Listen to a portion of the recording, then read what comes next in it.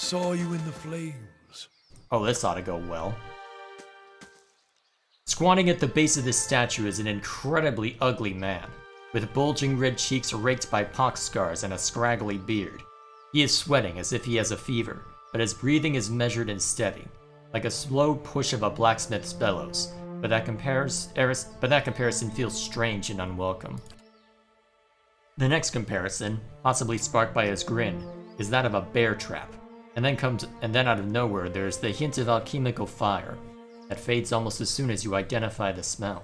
Come to pray at the statue? The question mark is barely there. As the man makes the statements, the statue takes on a reddish cast, as if one is holding a torch to it, and slowly blossoms into waving flames. The man doesn't turn as the statue blossoms into fire. The others are welcome, but it's best if just you and I trade words, and your shadows stay quiet. Hands off their weapons, both arcane and steel. It's only you I want to trade words with anyway. I swear before the whore that is Margaret, no harm will come to you in her shadow, if that's enough of a promise for you. If not... Strange choice of company. Stone sees Eames' cold comfort. The man smiles slightly at your words, then nods, never taking his eyes off you. I could do better, though the road holds little else. His eyes run the length of your frame, and he follows it with a sneer. Until now. The world holds many whores we worship. Respect comes with honest titles. I bet even you have gone against instinct in exchange for a little copper, or paid for such in countless ways. But if I give offense, if words are all that are left to a man, then why in the Deerwood of all places he should have leave to speak them? Examine the statue. The weaving firelight from the statue gives off no heat, so much so you wonder if it is some trick of the mind.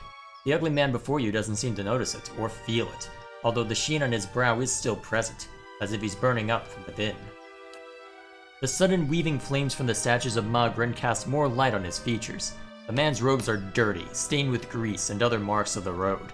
The hem of his robes, including the sleeves, are burned at the edges, as if he walked a great distance across a fire, then reached into the flames with his hands to pull something out.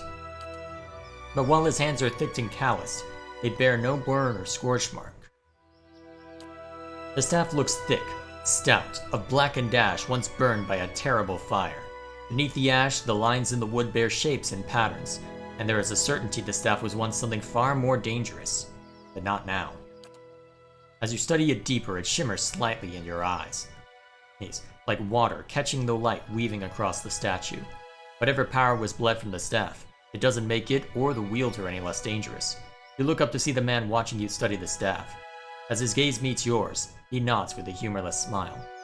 I didn't catch your name, or why you want to speak with me. I didn't give it. You probably find names as useless as I do. The names that litter this world like debris are hard enough to wrap around the tongue. And what do they matter? It's what's beneath the skin and the letters I care about. What burns within. It's more important to me you're a watcher than whatever culture or accent decorates your letters like awkward crowns. Take pride in your actions, not where you hail from, or how your name rolls off whatever liar's tongue coats it now. If you need a title to hang on me to match your own, Watcher, then call me Durance. And as you observe souls, I test them. How did you know I was a watcher? Durance shakes his head and his hand curls tightly on the staff. I can see the questions bubbling up. Let's burn them away one by one. I am a missionary. I walk this diseased nation with its heathen, its people so careless with the spirits of others and their own, watchers among them. Yes, I know you for what you are, and your name doesn't interest me. Names are for honest folk, and you are a crack that shines light from another place. Care to illuminate, or care to elaborate? We're meant to travel together, you and I. Saw you in the flames. Not your face, but that soul of yours. All tightened up, like a huntsman's knot. You saw my soul in the flames? There's things we can teach each other if you're in need of answers to your mantle of questions. I don't force my words on anyone other than you. I don't care who walks with you or what their mewling problems and politics are. There's enough howling in the world without me stoking that fire.